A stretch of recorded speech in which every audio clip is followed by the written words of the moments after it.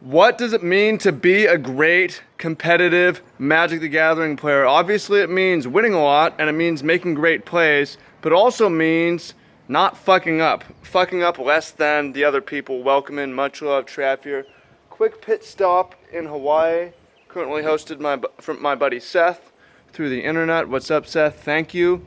Hawaii is literally on the way home from Japan to California. It would be absurd to fly over and not take a pit stop. So hanging out for a couple weeks, show you all some cool stuff, and reflecting on lessons from me, from my Pro Tour, and things that y'all saw at the Pro Tour. I finished 9-7, which is about my average. Under my average for this year. I had a great year, but ultimately I made a lot of mistakes this time around. I'm still decently happy with my performance. I'm happy to be a gold pro, but I know the reason I'm not in the top 8 is not because I didn't make enough great plays, but because I fucked up too much. And you look at the top 8, we have Paulo Dama de Rosa, PVDDR, win the Pro Tour, amazing player, one of the greatest players of all time. And what strikes me and everyone watching the top 8 is not necessarily how good Paulo played, but how it seems like his opponents made all sorts of mistakes. Seth Manfield should have saved the Abrade for Ethersphere Harvester, and Yami in the semis should have played a spell before trying to attack with Hazoret. But the thing, and it's easy to say, like, and Rich Hagon said it well, you know, it's easy to say from home, like, I can do that. Oh, that's easy. But the thing is, like, if it was that easy, you'd be there. And Paula makes it look easy, not because he makes always great plays, which he does, simple, nuanced plays, but he just makes way fewer mistakes. Magic is an extremely hard game, and we think about playing Magic being similar to, say, having a batting average in baseball. You know, you only hit a certain percentage of the time. You only make a certain percentage of your field goals. In basketball, and you miss a lot doesn't mean you're bad. The best players just happen to make a higher percentage, right? So to get all the way to the end of the tournament, it doesn't mean you played perfect. It means you fucked up a little bit less than everyone else, right? And you make mistakes in the top 8, that's fine. But what makes you truly great, what makes Paulo truly great, is that he makes fewer. And here's the thing as well, like, it's like, how do you make the top 8 when you play so poorly or make mistakes that are so bad? Well, everyone in the field is doing it. You know, I saw multiple people make the Hazoret mistake. I didn't make that mistake, but I made a similarly bad one where I sacrificed the wrong desert and I lost the game, and I finished 7-3. Could have been 8-2. Picked the wrong card in draft after all my practice. And easy to look in retrospect. Why did you do that? Well, and it's easy to say, well, you should have slowed down. Oh, you should have practiced better, or you should have got better sleep.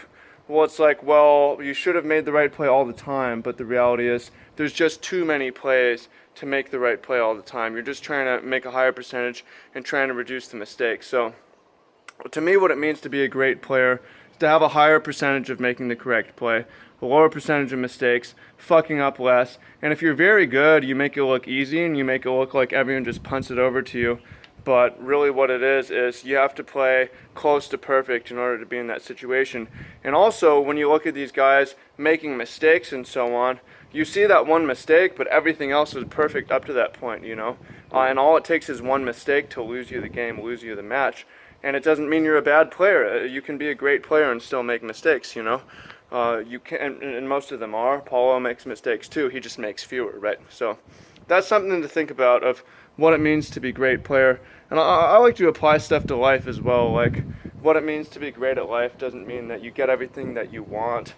It means that you make fewer costly mistakes, and you make a higher percentage of things right. And that also means just taking more action as well. It's like, in the end, no one cares about your top 8 percentage if you play in a million Pro Tours and are able to keep taking shots and eventually have an event where you don't fuck up and you'll win that event, right? So, also for a lot of you who are still thinking, well, I play perfect some of the time, you know, for a lot of you, you don't have enough, you don't have enough, you're not good enough at identifying your mistakes, and that's an important thing, right?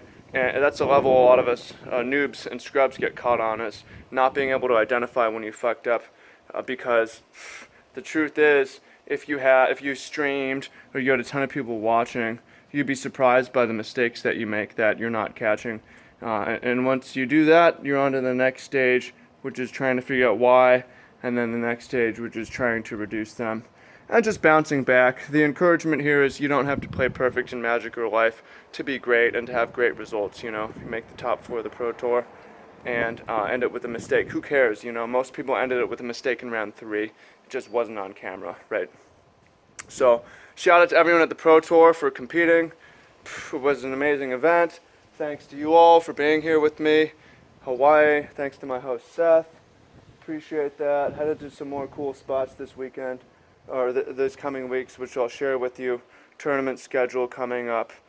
Take a little break to recharge, and then doing Phoenix, the Pro Tour in Albuquerque, New Mexico, then doing Atlanta, most likely Portland, then taking another break until start of the next year. San Jose, going San Jose to London, Bilbao, and then gonna hopefully stay in Europe for 3 months and do a bunch of limited GPs with some great European players. Very, very excited for that. It's gonna be a lot of fun. I'll take you with me, learn a lot and share a lot. So appreciate you. Let me know what you think in the comments. Hope you find this useful. Share this stuff if you find it useful. Share this video. Share the ideas. Most importantly, put it into practical, applicable use. So appreciate you all. Much love. That's what it means to be great, is you just fuck up less than everyone else. So much love, and see you in the comments.